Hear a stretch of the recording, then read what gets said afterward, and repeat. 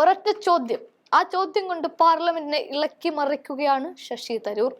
സത്യം പറഞ്ഞാൽ തരൂരിന്റെ ചോദ്യത്തിന് പിന്നാലെ കേന്ദ്രമന്ത്രി തല കുനിച്ചിരിക്കുന്ന കാഴ്ചയും കാണാൻ സാധിക്കുന്നു. അതുമാത്രവുമല്ല, BJPയുടെ MP-മാർ ഡെസ്കിൽ കൊട്ടി വലിയ ആരവം മുഴക്കുന്നതിനിടയിൽ തരൂർ ചോദിക്കുന്ന ചോദ്യം ആ കരഘോഷങ്ങളെ ഇല്ലാതാക്കി എന്ന് തന്നെ പറയാം. സത്യം പറഞ്ഞാൽ BJPയെ സംബന്ധിച്ച് ലോക ശ്രദ്ധയാകർഷിക്കുന്ന ഒരു നേതാവിന്റെ വാക്കുകൾക്ക് ചെവി കൊടുക്കാതിരിക്കാൻ പറ്റില്ല. അതിനി ഈ അകത്തവർ തള്ളപ്പെട്ടു എങ്കിലും ആ ചോദ്യവും ആ മനുഷ്യനും അവിടെ ബാക്കി നിൽക്കും എന്നുള്ളത് കൊണ്ട് ഈ ചോദ്യങ്ങൾക്കൊക്കെ മുഖവിലക്കെടുത്തേ മതിയാവും. അതുകൊണ്ട് കൂടിയാണ് സുപ്രധാനമായ കമ്മിറ്റികളിൽ ഇത്തവണയും BJP തരൂരിന് ഇടം നൽകിയത്. ഇവിടെ കഴിഞ്ഞ ദിവസം ബജറ്റ് അവതരിപ്പിച്ച നിർമ്മല സീതാരാമനോടായിരുന്നു തരൂരിന്റെ ചോദ്യം. BJP ബെഞ്ചുകളിൽ നിന്ന് കേട്ട കരഘോഷം മധ്യവർഗ നികുതി ഇളവിന് വേണ്ടിയുള്ളതായിരുന്നു എന്ന് ഞാൻ കരുതുന്നു എന്നാണ് തരൂർ പറയുന്നത്.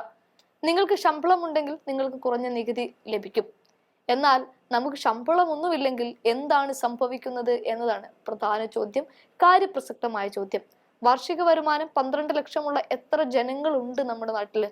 അങ്ങനെയുള്ള മധ്യവർഗത്തെക്കാൾ അന്നത്തെ അന്നത്തിന് വേണ്ടി കഷ്ടപ്പെടുന്ന, തൊഴിലന്വേഷിക്കുന്ന ചെറുപ്പക്കാരും അവരടങ്ങുന്ന കുടുംബവുമാണ് ഇന്ത്യയിലുള്ളത്. അവർക്ക് കൈയടിക്കാൻ പാകത്തിന് ഒരു ബജറ്റ് അവതരിപ്പിക്കുമ്പോൾ തൊഴിലില്ലാത്തവരെ കുറിച്ച് ബജറ്റിൽ പരാമർശിക്കുന്നേയില്ല.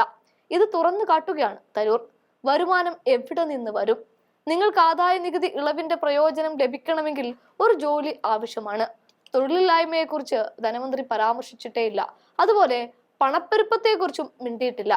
വരാനിരിക്കുന്ന തെരഞ്ഞെടുപ്പ് മുന്നിൽ കണ്ടുള്ള ബജറ്റാണ് ഇത് എന്നും ബീഹാറിൽ നിന്നുള്ളവർക്കും BJP സർക്കാരിന്റെ അണികൾക്കും ബജറ്റിൽ വാരിക്കോരി നൽകിയിട്ടുണ്ട് എന്നും തരൂർ ഇവർ ചൂണ്ടിക്കാട്ടിക്കൊണ്ടാണ് ഈ ചോദ്യം ചോദിക്കുന്നത്. ഒരു രാഷ്ട്രം, ഒരു തെരഞ്ഞെടുപ്പ് ആഗ്രഹിക്കുന്ന പാർട്ടി ബജറ്റ് ഓരോ വർഷവും ഓരോ സംസ്ഥാനത്തും ഓരോ തെരഞ്ഞെടുപ്പിനും കൂടുതൽ സൗജന്യങ്ങൾ നൽകാൻ ഉപയോഗിക്കുന്നത് ഒരു വിരോധാഭാസമാണ് എന്നും തരൂർ പറയുന്നുണ്ട്.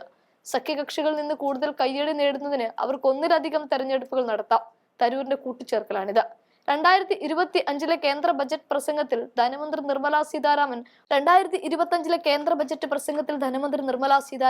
12 ലക്ഷം രൂപ വരെയുള്ള വരുമാനത്തിന് ആദായ നികുതി നൽകേണ്ടതില്ലെന്ന് പ്രഖ്യാപിച്ചതിന് പിന്നാലെയാണ് ശശി തരൂർ വിമർശനവുമായി രംഗത്തെത്തിയത്. മധ്യവർഗത്തിന് ഗണ്യമായ ആശ്വാസം നൽകുന്നതാണ് ധനമന്ത്രിയുടെ പ്രഖ്യാപനമെന്നതാണ് പൊതുവെയുള്ള വിലയിരുത്തൽ. മൂന്നാം മോദി സർക്കാരിന്റെ ആദ്യ സമ്പൂർണ്ണ ബജറ്റാണ് കഴിഞ്ഞ ദിവസം ധനമന്ത്രി നിർമ്മല സീതാരാമൻ അവതരിപ്പിച്ചത്. ധനമന്ത്രിയുടെ ബജറ്റ് പ്രസംഗത്തിന് പിന്നാലെ ലോക്സഭ പിരിയുകയും ചെയ്തു. ഫെബ്രുവരി 3-ന്, അതായത് ഇന്ന് രാവിലെ 11 മണിക്കാണ് സഭ വീണ്ടും ചേരുക. ഇതൊക്കെ മുന്നിൽ നിർത്തി പരിഹസിക്കുകയാണ് സത്യത്തിൽ തരൂർ.